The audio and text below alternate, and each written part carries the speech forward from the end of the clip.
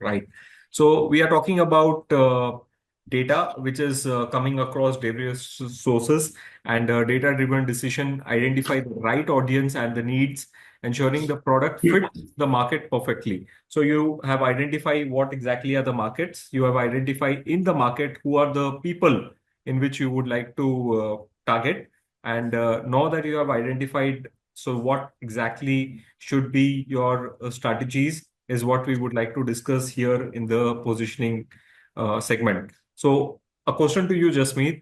How does data-driven decision making help position the products effectively to the right markets?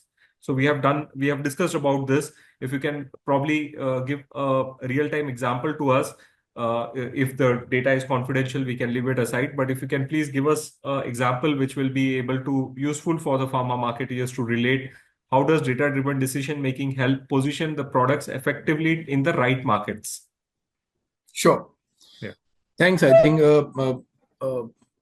Ashish, positioning the other out of your all three subjects, the topics which we are discussing today, segmentation and targeting is for internal and backend. I think the biggest and the important piece which goes to the external world, to my end consumer and customer, is the positioning, because that is what you are communicating outside the world to your end consumer, and which plays a very big role. I'm sure many of you know the basic of definition, MBA textbook definition of positioning. It's purely about, what is the mind space, mind share you want to take it, or you want to register in your end consumer's mind. What is that space you want to create, and what is that where you want to position your brand? What is the perceived value of the brand you want to position in the minds of your end consumer? That is a positioning. I think every segment, when you are doing in the rapid changing environment, we have discussed a lot about targeting and position segmentation in different cohorts. Positioning has to be very customized to that particular targeted group. Again, cannot go spray and pray, right? My communication positioning is related to your communication, wherever you are positioning your brand, right? What you want your brand to be perceived in the mind of the end consumer is completely your positioning, right? So if I need to, put it in that way, giving a real-time examples, Maggie, it's a 2-minute noodle, right? They have positioned themselves for 2 minutes. Maybe it takes 3 minutes or 4 minutes to get cooked, right? But that is the mind share which they have taken for the end consumer. That is a 2-minute noodle, right? That is what we are talking. Okay, whatever the target segments you are targeting, the positioning plays a very important role, because that goes in the head of your end consumer. And whatever you are communicating, whether it is resonating with my need, whether it is addressing my need or not, that is another story, right? So the key differentiation, which is creating an edge over your competition, your competitive brands, that will create the positioning of your brand in the market. You cannot go and expect, if I am creating a me too communication and that will work well, and patient doesn't remember your brand. Believe me, if in the lines of 2-minute noodles, if anyone will create Safola ka oodles will create a communication, right? That it's a 3 minutes noodles, the benefit will go always to a leader, because that is already created that space in his mind. I'm just putting an example to this, but only what I'm trying to communicate here is the key differentiation you have to create for your each segment. So if I'm creating a segment in pharma context, say for example, if I'm creating a segment for a pharmacist, for my KOL, which is key opinion leader, my key business leader, my partial prescriber, my competition prescriber, my communication positioning has to be different for each. Whatever I'm communicating to my loyal prescriber cannot be the same to my competitive prescriber. So I'll give you one classical example of pharma. We were doing, in my previous stint, I was doing one market research. Now one statement in that market research came from one of the doctor that your product, Jasmeet, not to me but that agency who was, so he given that interview, and in that he said one line which came into our final presentation, that one of the doctors said in the comments that your product doesn't lead to hyperglycemia. It also doesn't lead to hypoglycemia. In for a normal language, I'll tell you hyperglycemia stands for high blood sugar levels, and hypoglycemia stands for low blood sugar levels, right? So what is said that your brand doesn't lead a patient to hyperglycemia. It also protects patient to fall into hypoglycemia. Your brand stands for euglycemia. Now, what is euglycemia? It stands for normal blood sugar levels. Now, there are three stages of diabetes में glycemic levels. One is hyperglycemia, one is euglycemia, one is hypoglycemia. Hyperglycemia is high blood sugar levels, euglycemia is normal blood sugar levels, and hypoglycemia is low blood sugar levels.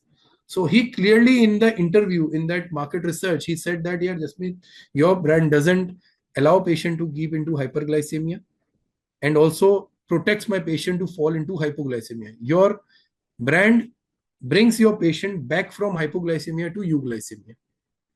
Now that becomes a positioning. You understand, these kind of insight come from market research.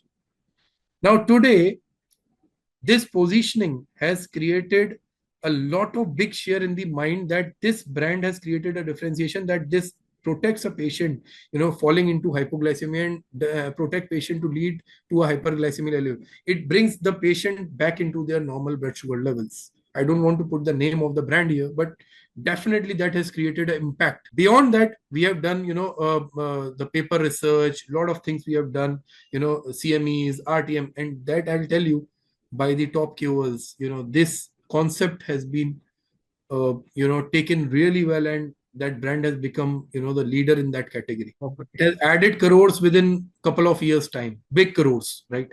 So I am saying this is the power of your right positioning, and right positioning come from the basics. You have to do the data churning, data farming.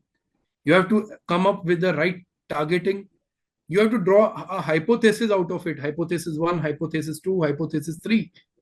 And do the acid testing of that hypothesis with your end consumers, end customers, via help of your market research, by doing field works, by doing interactions. You will get to know these kind of insights.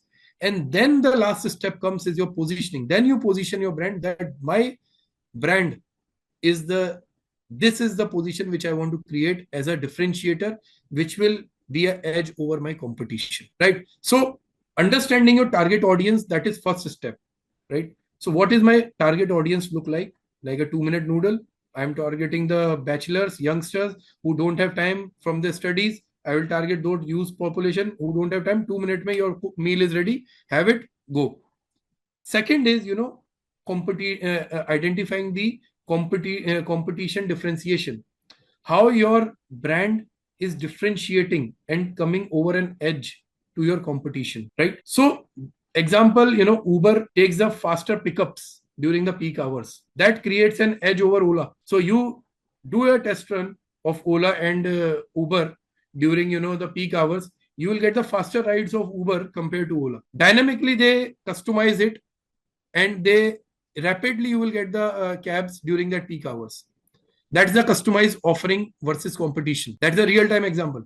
Don't go into how much is Android and how much is iPhone. I know that's trending also, right? But do that only, that whether I'm getting a faster cab from which platform, that you can get it. Now, aligning with the market dynamics. Now, my positioning of the portfolio can be different in e-pharmacy platforms and into my real world scenario to my trade customers. You are going with the market dynamics. That is something which we can also create. Last but not the least, where my ROI is better of my marketing efforts, where I should be, investing more. That is something I need to create a positioning out of it. Say, for example, I am doing a lot of investment. What, Aman was asking a few minutes back, urban metros mein this strategy doesn't work. What about that promo? Promo to gone for a toss, if that strategy is not working. So positioning for metros can be a different. If I do a acid testing there, my positioning can be different. My offering can be different. Basis my positioning, my offering can be different for the metros, guys. That strategy will work. Omni-channel is that only. If you understand the difference between a multi-channel marketing and an omni-channel marketing, the difference is very simple.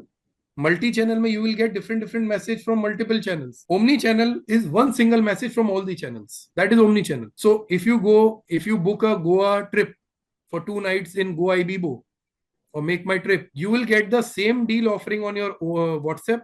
You will get a message out of it. You will get a email out of it. You will get a on Instagram page you will get an ad out of it. Goa Ibibo, Make My Trip. You will get a Facebook when you will open a Facebook. It has added your cookies and it had captured your Android, and you will find that the same message is coming across. That is omnichannel. Now that is very individualized. So positioning plays a very important role in this hyper competitive world, guys. You need to be very customized.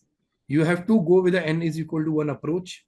Your overall campaign can be one, but the individualized experience has to be different. I want that this guy should talk to me only on emails. I don't have time to give his reps. Then the right channel is email only, because he will respond you better. I don't want to disturb digital platforms to me. This I am okay. He should come once in a week. I am okay meeting that. Physical visit. Fine. Done. So there are different dynamics today is changing. You have to position your brand accordingly.